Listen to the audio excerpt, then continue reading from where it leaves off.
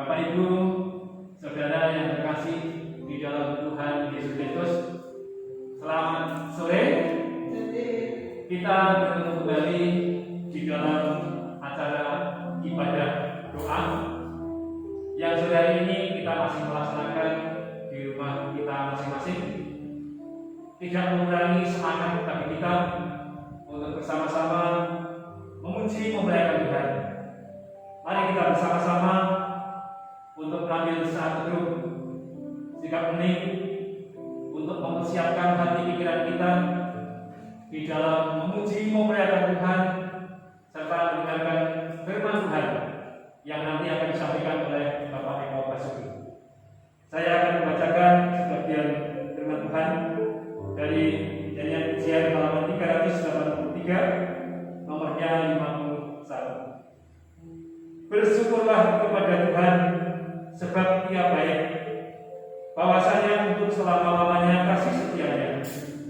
Biarlah itu dikatakan orang-orang yang ditebus Tuhan. Mari kita satu hati di dalam doa. Tuhan Allah Bapa kami di surga, Engkau yang kami panggil di dalam Yesus Kristus, Tuhan Allah kami, Juru Selamat kami. Sungguh kami bersyukur dan terima kasih atas setiap anugerah, kemurahan Tuhan, kebaikan Tuhan sepanjang pekan ini, bahkan sampai saat sore hari ini. Kami masing-masing memberi kesempatan beraktivitas, melakukan segala kegiatan-kegiatan. Senantiasa Tuhan menuntun membimbing kami, memelihara kami, menjaga kami, untuk memberikan semangat kekuatan yang luar biasa. Demikian pula kesempatan sore hari ini, kami hendak memuji memuliakan Tuhan. Kami hendak menyampaikan segala harapan kita kepadamu. Kami boleh mendengarkan sabda kebenaran firman-Mu untuk mengingatkan kami, mendorong kami, memberi semangat bagi kami untuk senantiasa memuliakan-Mu. Ampuni Tuhan setiap pelanggaran dosa kesalahan kami. Kami serahkan kepada Tuhan kami sore hari ini dari awal sampai hingga akhir. Hanya kuasa-Mu yang senantiasa akan melingkupi, membungkus kami semuanya. Terima kasih Bapa, di dalam nama-Mu kami berdoa dan ucap syukur. Haleluya. Amin. Kita akan memuji Tuhan sebelum kita mendengarkan firman Tuhan. Pujian nomor 101, berikanlah firman hidup. Kita akan nyanyikan bait pertama, kedua, dan ketiga.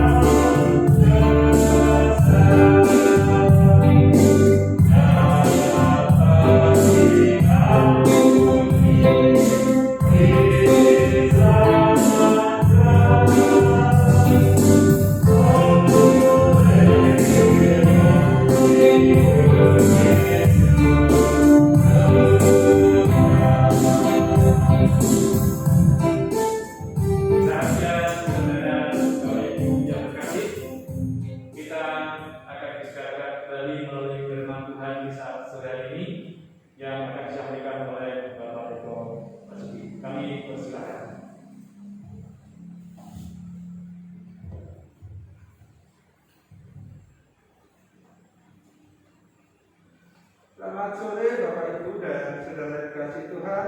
Selamat sore.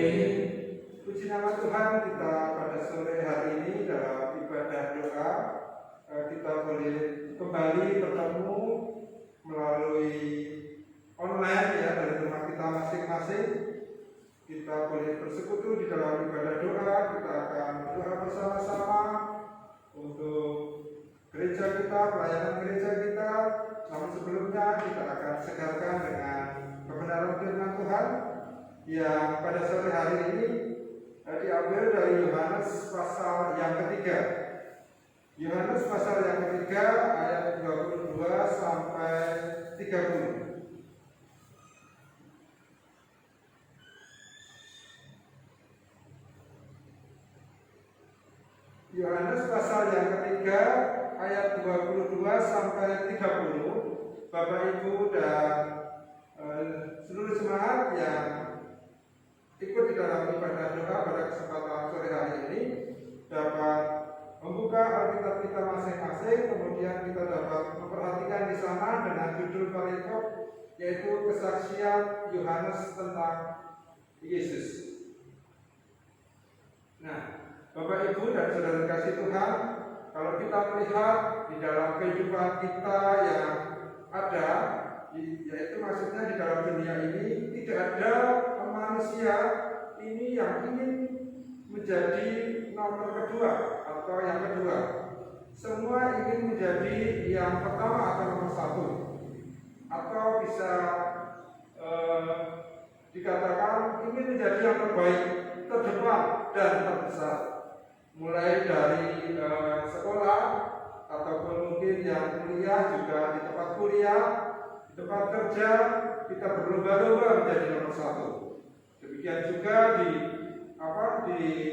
dunia olahraga, baik mereka yang berlomba ingin menjadi yang terdepan. Kemudian juga di dunia bisnis, politik, dan juga tidak bisa dipungkiri bahkan di dalam gereja ada beberapa orang yang memang ingin menjadi nomor satu. Nah, namun ada suatu peristiwa di dalam Alkitab yang menurut saya ini unik atau mungkin bisa dibilang aneh atau bahkan mustahil dilakukan oleh orang-orang pada zaman sekarang ini, yaitu di tengah persaingan yang serba ingin menjadi yang pertama, ingin menjadi yang terbaik, ingin menjadi nomor satu. Nah, peristiwa tersebut ini tercatat di dalam Yohanes pasal yang ketiga ini dari ayat 22 sampai 30. Nah, Bapak Ibu dan saudara dikasih Tuhan, suatu hari ini murid-murid Yohanes di dalam konteks teks ini suatu hari ini diceritakan bahwa murid-murid Yohanes ini mengadu kepada Yohanes sendiri, kepada Yohanes Pembaptis di sana tentang persaingan yang ketat mengenai acara baptis membaptis yang dilakukan oleh banyak orang, yaitu oleh orang-orang murid-murid Yesus yang ada di sana pada waktu itu. Kemudian murid-murid Yohanes ini merasa terganggu, merasa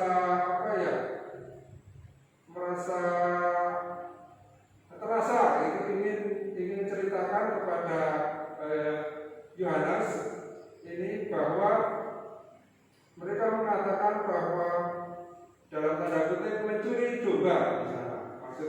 Maksudnya istilah di sini di ladang pelayanan mereka, di ladang pelayanan murid-murid Yohanes Pembaptis pada waktu itu. Kemudian dia mengadukan hal tersebut kepada Yohanes.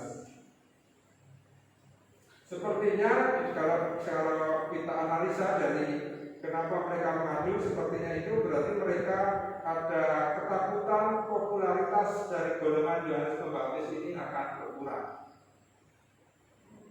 Tetapi ada satu hal yang luar biasa yang bisa kita petik, kita ambil hikmatnya dari seorang yang bernama Yohanes Pembaptis, yaitu pernyataan kepada para muridnya tersebut.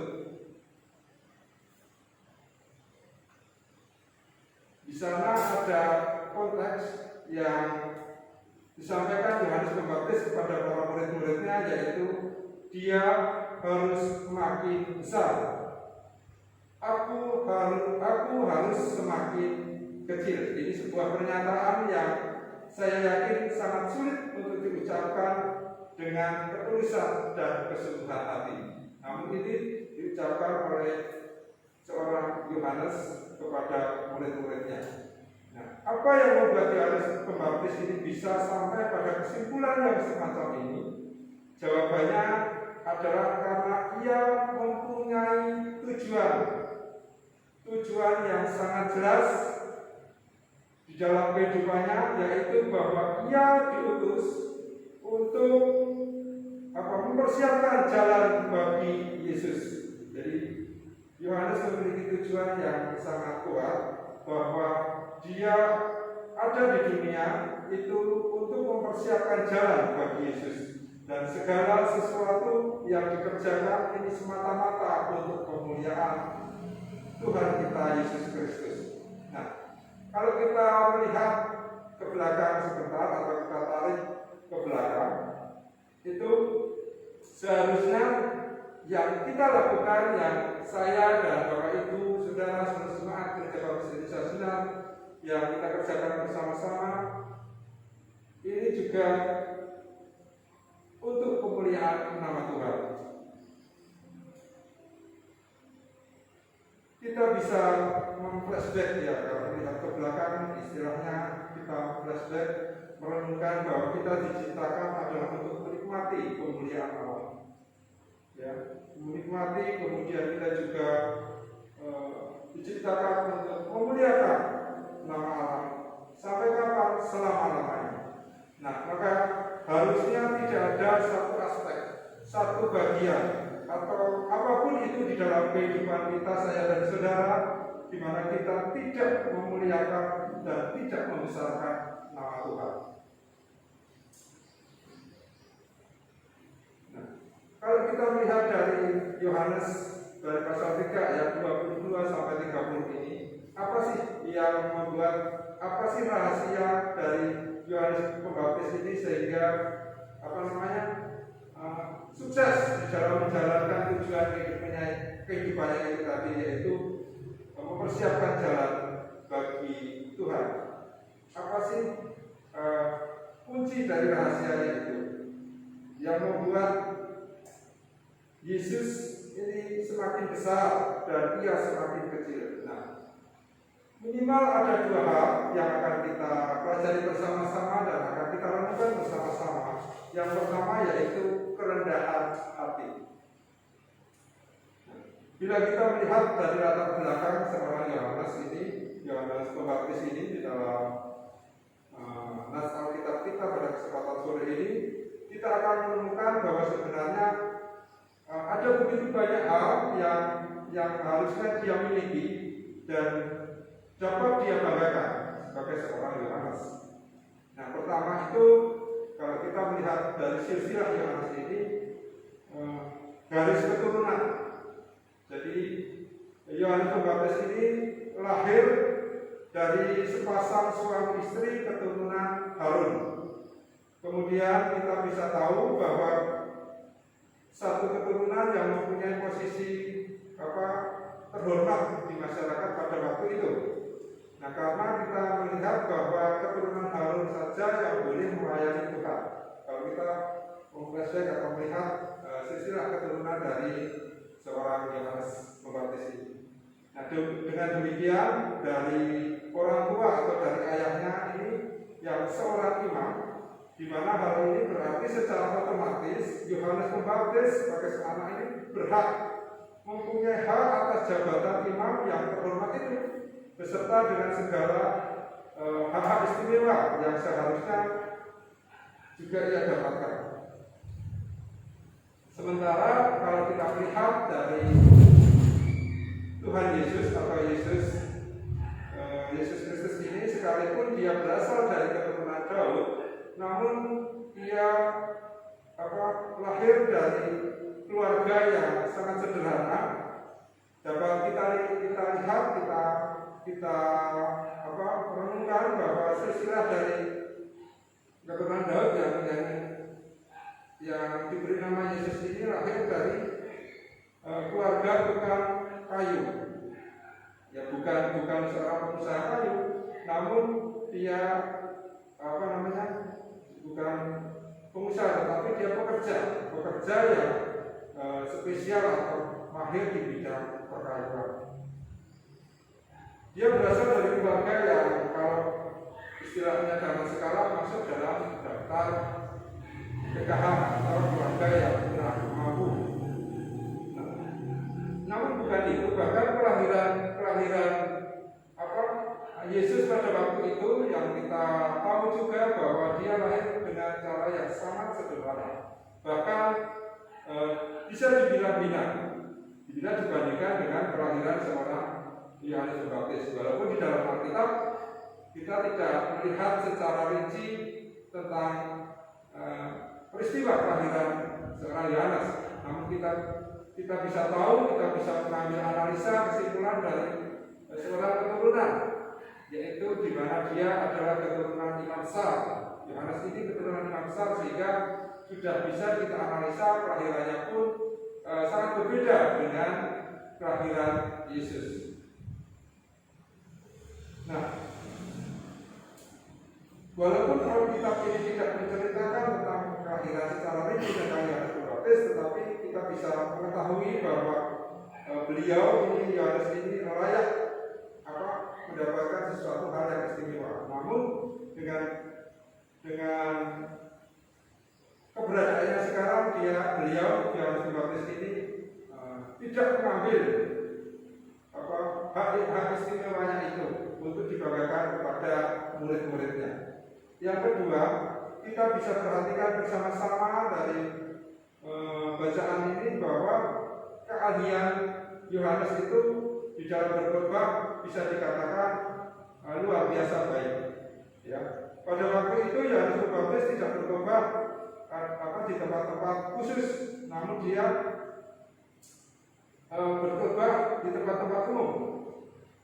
Ya, di tempat-tempat umum, bahkan dia juga berkhotbah, kalau kita perhatikan di dalam bacaan-bacaan tentang Yohanes Pembaptis ini, bagaimana perjalanan kehidupannya, dia menyampaikan kebenaran firman Tuhan, berkhotbah ini juga sampai di Padang. Bahkan dia juga kalau berkhotbah tidak hanya dalam hitungan jam, tetapi bisa sampai beberapa hari di sana, kemudian dia harus tetap di tempat tersebut. Termasuk kalau ketika si Yohanes ini berkhotbah di padang gurun atau padang yang luas, bukan di sebuah gedung-gedung yang seperti kita ada pada masa sekarang. Ia menunjukkan betapa sepi dan sunyinya tempat itu. Pada waktu itu di padang gurun yang gersang dan di daerah itu ada di sekitar Sungai Yordan. Namun hal yang menakjubkan, ini justru banyak orang-orang yang datang kepada Yohanes. Sesuatu hal yang luar biasa, yang menurut kita mungkin ini sesuatu yang aneh karena tidak pada umumnya. Ya. Kalau kita melihat di dalam Markus pasal 1 ayat 15,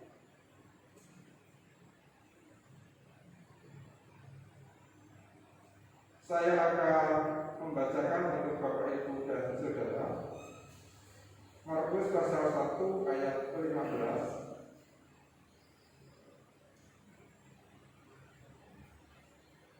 Katanya, waktunya telah benar, kerajaan Allah sudah dekat, bertobatlah dan percayalah kepada Injil. Nah, Bapak Ibu dan Saudara yang dikasihi Tuhan, konteks khotbah yang disampaikan oleh Yohanes Pembaptis pada waktu itu, kalau kita nikmati pada masa sekarang ini terbilang sangat keras ya. Tidak seperti pada khotbah-khotbah yang sering kita dengar pada masa-masa sekarang ini, yang menjadi daya tariknya ini bukan khotbahnya tetapi tempatnya. Nah, kalau kita melihat dari masa sekarang ini, memang khotbah sekarang atau cara berkhotbah tempatnya memang sudah berbeda dengan pada waktu itu. Jadi ketika sekarang kita bisa melihat kalau mal-mal atau pusat perbelanjaan itu di lantai khusus lantai atas ada khotbah-khotbah besar. Selain itu kita juga bisa melihat bahwa gereja gedung sekarang itu lebih bagus-bagus ya, berkhotbah di sana, tetapi Yohanes Pembaptis pada waktu itu dia bisa dikatakan berkhotbah dari satu tempat ke tempat yang lain, dan tempatnya itu sangat sederhana. Dimanapun dia berada, dia bisa menyampaikan kebenaran firman Tuhan itu, seperti yang konteks yang saya bacakan tadi dari Markus pasal 1 ayat 15, konteksnya begitu keras. Namun bahkan orang-orang itu, banyak orang yang tetap datang kepada dia, bahkan orang-orang penting dari Yerusalem, orang-orang terhormat dan orang-orang berpendidikan seperti imam-imam, mereka datang kepada Yohanes Pembaptis. Orang-orang Lewi dan orang-orang Farisi dikirim khusus. Kalau kita bisa memperhatikan bersama-sama dari Yohanes pasal 1 ayat 19 dan 24. Ayat 19 itu orang-orang Lewi memang sengaja datang untuk apa ya? Mendengarkan tentang khotbah dari seorang Yohanes. Bahkan ayat 24 itu orang-orang Farisi juga dikirim khusus untuk apa? Untuk melihat, untuk mendengar apa yang Yohanes Pembaptis sampaikan. Dan bahkan mereka yang datang ingin meminta keterangan-keterangan penting darinya tentang pekerjaan, rencana pekerjaan Tuhan Yesus Kristus yang begitu besar itu. Selain itu, kalau kita istilahnya sekarang itu KKR, itu yang menyatukan pertobatan pengampunan yang disampaikan oleh Yohanes Pembaptis dalam khotbah-khotbahnya, itu membawa banyak orang mengakui tentang dosa-dosanya, bahkan sampai dibaptis. Markus pasal 1 ayat 5. Mereka yang datang tidak hanya datang mendengarkan kebenaran firman Tuhan, tidak hanya mendengar saja tentang Injil tentang Tuhan, tetapi mereka juga bertobat sampai dia dibaptis. Bahkan yang paling istimewa dan luar biasa, Tuhan Yesus pun pada waktu itu dibaptis oleh Yohanes Pembaptis. Nah, kalau kita melihat sejarah itu bahwa Yohanes Pembaptis ini memiliki kemampuan yang luar biasa. Dia bisa membaptiskan banyak orang, menyampaikan kebenaran firman Tuhan dimanapun dia berada. Itu sesuatu yang begitu luar biasa. Apakah Yohanes ini tahu? Menurut saya, menurut apa namanya yang saya baca di dalam firman Tuhan dalam kita, dalam Alkitab, saya yakin dia tahu, karena dia dari keturunan siapa dia tahu. Dia juga tahu bahwa yang dibaptis itu salah satunya Tuhan Yesus. Dia juga tahu. Yohanes Pembaptis sadar akan posisinya di hadapan Tuhan. Namun dia menyadari itu. Dia sadar bahwa dirinya hanya alat, hanya sarana untuk mempersiapkan jalan bagi Yesus dan untuk membawa banyak orang sebanyak mungkin datang kepada Yesus. Itulah hakikat kerendahan hati yang dimiliki oleh Yohanes Pembaptis, yang bisa kita petik, kita ambil hikmahnya untuk kita renungkan bersama-sama. Dia bisa menempatkan diri pada posisi yang tepat, proporsional. Nah, itu Bapak Ibu dan Saudara kasih Tuhan. Kemudian kita juga akan melihat hal yang kedua. Apa yang dikorbankan oleh Yohanes Pembaptis untuk membesarkan nama Yesus tersebut? Jawabannya adalah dia mengorbankan segala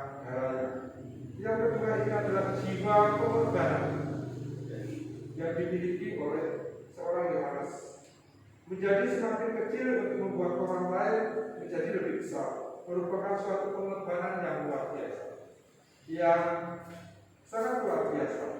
Bagaimana mungkin atau bisa kita terima kalau kita terapkan di dalam pemikiran kita, ya, secara logis. Kita yang bekerja keras, kita yang berusaha, namun pihak lain yang diuntungkan. Kita yang menabur dengan cucuran air mata, orang lain juga yang menuai. Kita yang dengan setia mengasihi, tetapi orang lain yang memakan atau menikmati buahnya tersebut. Bagaimana itu mungkin kita bisa menerima dengan begitu mudah? Kita yang berusaha mati-matian, tetapi orang lain yang menjadi besar, sedangkan kita menjadi kecil. Pelayanan Yohanes Pembaptis adalah segala-galanya yang dia miliki. Melayani Tuhan bukanlah pekerjaan sampingan atau part-time yang dilakukan oleh Yohanes Pembaptis. Juga bukan untuk mengisi waktu luang, namun seluruh karirnya, seluruh aktivitasnya, seluruh apa yang dilakukan oleh Yohanes ada di dalam pelayanan. Dia sudah menyerahkan, mengabdikan seluruh hidupnya untuk melayani. Nah, maka sangat wajar jika Yohanes Pembaptis ini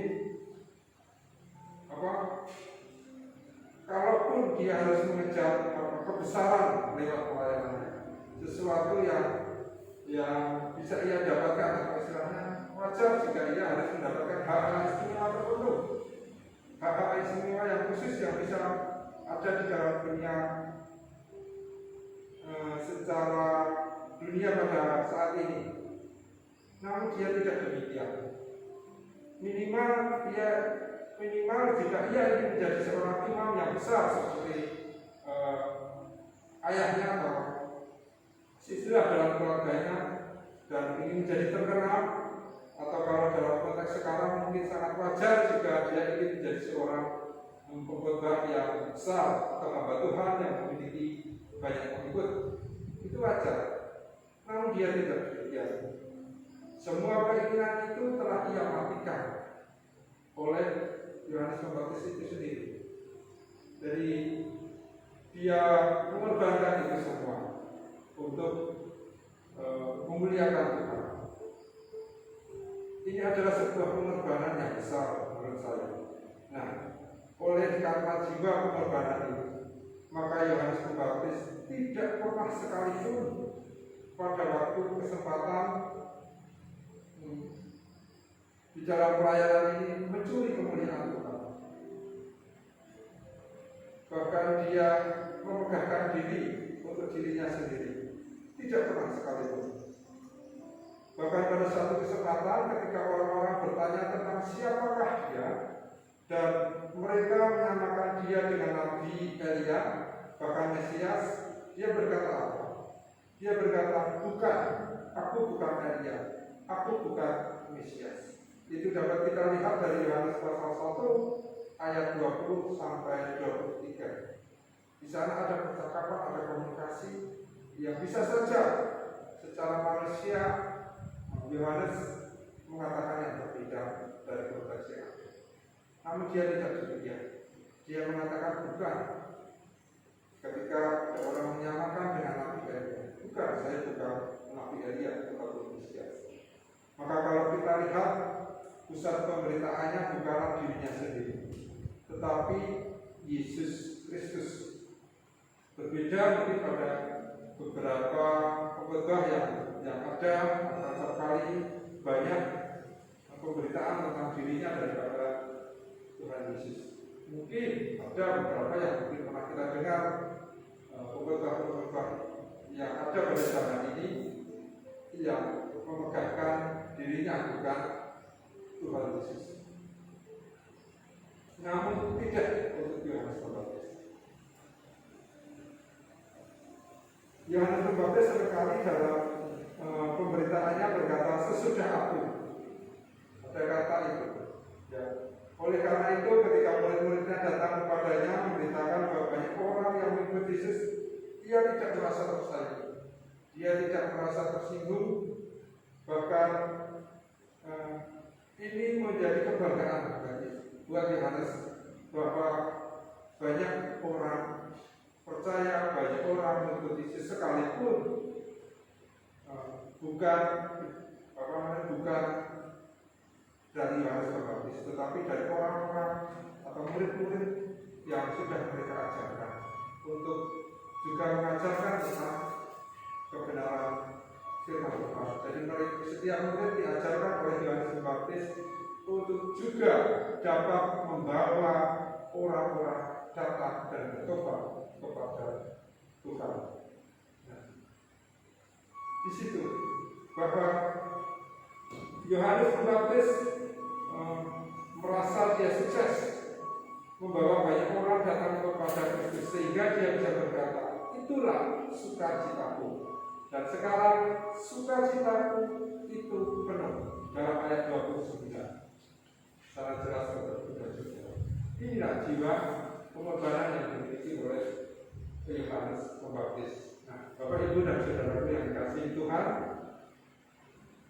sudahkah seharusnya kita, nafas kita masih berhembus adalah semata-mata untuk terus berlatih supaya kita membuat Tuhan kita semakin besar dan kita sendiri sebagai anak-anak Tuhan semakin kecil? Bukankah sudah sepantasnya suatu hari nanti nama Tuhan ini akan semakin terkenal dimanapun kita, saya dan saudara sebagai orang percaya berada? Nama Tuhan Yesus itu semakin terkenal dan nama kita lah semakin dilupakan oleh orang-orang yang kita bimbing. Itulah kesuksesan pelayan. Ketika kita mengajarkan seseorang, kita membimbing seorang untuk juga mengajarkan, membawa anak Tuhan untuk bisa membawa jiwa-jiwa baru datang kepada Tuhan, untuk percaya kepada Tuhan, minimal percaya kepada Tuhan. Nah, bukankah seharusnya suatu hari nanti kita menemukan diri kita ini akan semakin dan semakin memikirkan tentang kesukaan tentang Tuhan kita daripada kesukaan diri kita sendiri?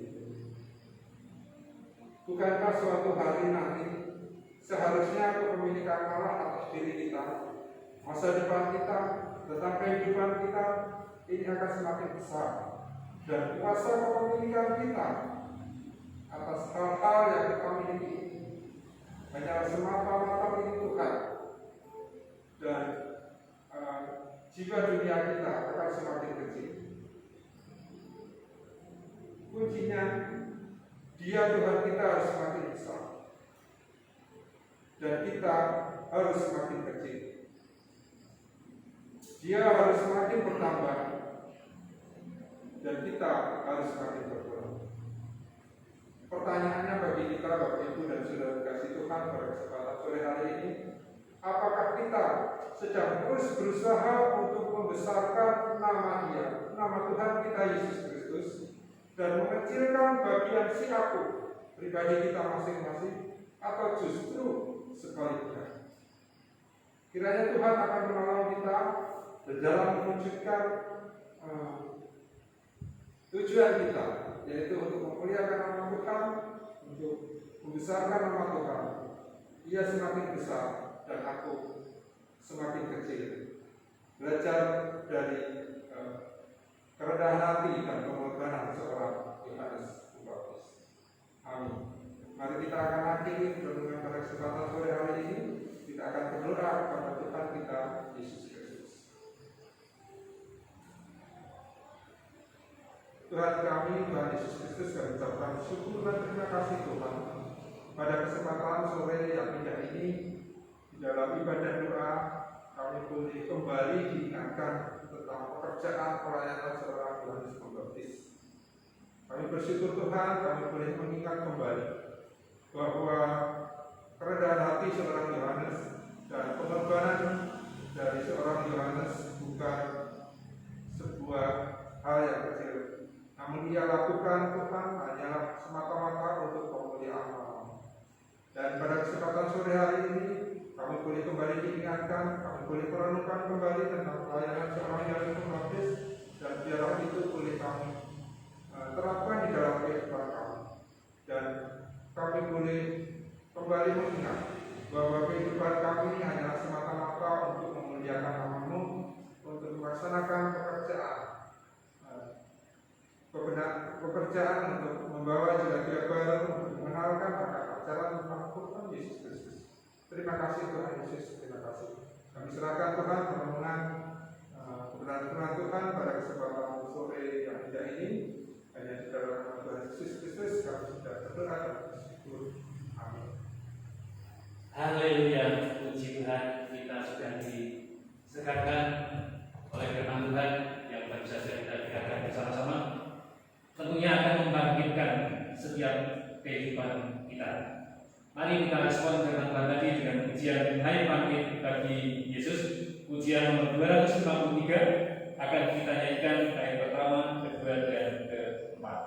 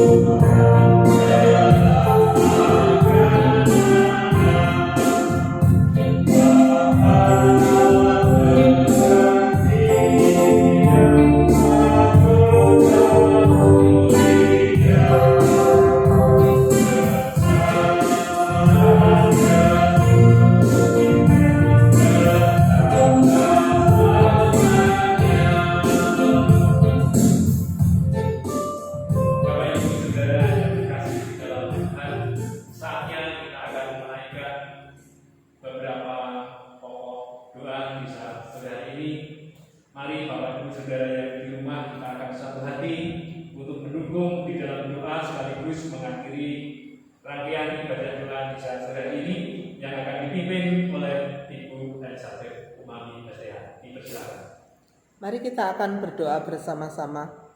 Kami mengucap syukur kepada Tuhan pada saat sore hari ini kami diberi kesempatan untuk bersama-sama datang ke hadirat Tuhan, membawa pergumulan-pergumulan kami. Kami bersyukur Tuhan karena kami memiliki Allah yang luar biasa, Allah yang sanggup memberikan pertolongan atas setiap keluhan-keluhan umat Tuhan, Allah yang sanggup memberikan jalan keluar, bahkan memberikan kelegaan kepada kami sekalian. Pada sore hari ini kami datang membawa segenap kehidupan sidang jemaat GBI Jenar ini kepada Tuhan. Berkatilah anak-anak kami yang masih sekolah, Tuhan memberikan kepandaian, kecerdasan, semangat belajar dengan baik, meskipun saat ini beberapa anak-anak kami masih harus online, namun kiranya Tuhan Engkau berkarya atasnya. Engkau memberikan keberhasilan, Engkau memberikan masa depan yang terbaik bagi mereka. Kami menyerahkan anak-anak kami yang saat ini sedang mencari pekerjaan. Kiranya Tuhan Engkau juga memberikan pekerjaan yang terbaik, meskipun situasi pandemi, namun kehidupan kami diatur oleh Tuhan. Engkau yang menentukan langkah masa depan kami. Tuhan memberikan pekerjaan yang terbaik bagi anak-anak-Mu. Kami juga berdoa untuk para pemuda-pemudi yang saat ini menantikan pendamping hidup. Kami mau terus serahkan kepada Tuhan. Tuhan pertemukan yang seiman, sepadan, seimbang di dalam Tuhan. Engkau membangun rumah tangga bagi anak-anak kami. Kami juga berdoa Tuhan, menyerahkan keluarga-keluarga sidang jemaat Tuhan. Diberkatilah cinta kasih suami istri, diberikan keharmonisan di dalam Tuhan. Diberkati setiap pekerjaan yang dilakukan, mendatangkan berkat-berkat mencukupi kebutuhan-kebutuhan hidup bagi umat Tuhan. Kami juga berdoa untuk saudara-saudara kami yang sedang sakit. Tuhan jamah pulihkan dan sembuhkan apapun yang dialami saat ini. Engkaulah penyembuh kami Tuhan. Dengan bilur-bilur-Mu mati di kayu salib, memberikan kesembuhan, memberikan kesehatan bagi anak-anak-Mu yang sedang sakit. Kami juga berdoa untuk anak-anak kami, saudara-saudara kami yang ada di luar kota. Kiranya Tuhan Engkau memelihara mereka, Engkau melindungi mereka, menyertai setiap langkah kehidupan mereka, pekerjaan ataupun usaha yang Tuhan percayakan. Tuhan berikan keberhasilan. Bapa Surgawi, pada saat ini pula kami berdoa untuk bangsa dan negara kami. Kami mengucap syukur Tuhan, Engkau memberikan pemimpin yang baik bagi kami. Tuhan memberikan hikmat kebijaksanaan, kemampuan di dalam melakukan tugas-tugas dan tanggung jawab, sehingga akan membawa kebaikan bagi Indonesia ini. Kami mengucap syukur jikalau pada bulan Agustus ini kami diberi kesempatan untuk memperingati hari kemerdekaan. Kiranya Tuhan Engkau memberikan keamanan, Engkau memberikan ketertiban, Engkau menjauhkan dari huru-hara, Engkau menghentikan pandemi COVID yang berkepanjangan ini. Tuhan memulihkan bangsa Indonesia ini untuk kembali bersemangat, untuk kembali menyongsong masa depan dengan apapun yang ada. Berkat-berkat Tuhan yang dicurahkan, kami mau serahkan kepada Tuhan. Berkati juga ya Tuhan pelayanan kami sekalian, baik dari Gabungan Gereja Baptis Indonesia, Badan Pengurus Nasional, Gabungan Gereja Baptis Indonesia, Badan Pengurus Daerah. Kami berdoa Tuhan untuk Yayasan Baptis Indonesia, Yayasan Rumah Sakit Baptis Indonesia. Kami berdoa untuk sekolah-sekolah tinggi teologi Baptis. Kami berdoa untuk Universitas Baptis. Kami berdoa untuk lembaga pertanian Baptis. Kami menyerahkan Tuhan semuanya kepada Tuhan. Engkau memberkati para hamba-hamba Tuhan yang terlibat di dalam pelayanan, memwartakan Injil Tuhan, menjangkau jiwa-jiwa baru dan dipersembahkan buat kemuliaan nama Tuhan. Kami juga berdoa untuk partisipasi tiap-tiap gereja, baik melalui doa, melalui dana, melalui daya, melalui data yang dibutuhkan untuk dapat mengerti kemajuan dari pelayanan umat baptis ini. Berkati Gereja Baptis Indonesia Jenar yang terus memberikan dukungan supaya Tuhan terus memimpin kami sekalian melakukan tugas-tugas pelayanan dengan bergandeng tangan. Kami menyerahkan Bapak Bambang Karyono sebagai Ketua Panitia Perancang, seluruh anggota perancang yang ada, guru-guru sekolah minggu, dan segenap sidang jemaat. Persatukan kami sebagai keluarga besar Jemaat Gereja Baptis Indonesia Jenar ini dalam satu tubuh Kristus. Kami boleh saling memperhatikan, saling mengasihi. Kami boleh memberi yang terbaik sehingga nama Tuhan dipermuliakan. Terima kasih Tuhan. Kami yakin dan percaya Engkau memberkati setiap keberadaan kami melalui doa-doa yang kami naikkan kepada Tuhan. Kiranya damai sejahtera yang dari Allah Bapa, kasih dan pengorbanan Kristus Yesus, serta persekutuan dengan Roh Kudus senantiasa menyertai kami semua umat-Mu dari sekarang sampai selama-lamanya. Amin. Amin. Demikian Bapak Ibu Saudara, selesai sudah acara ibadah saudara ini, kita akan kembali di dalam acara mendatang. Terima kasih.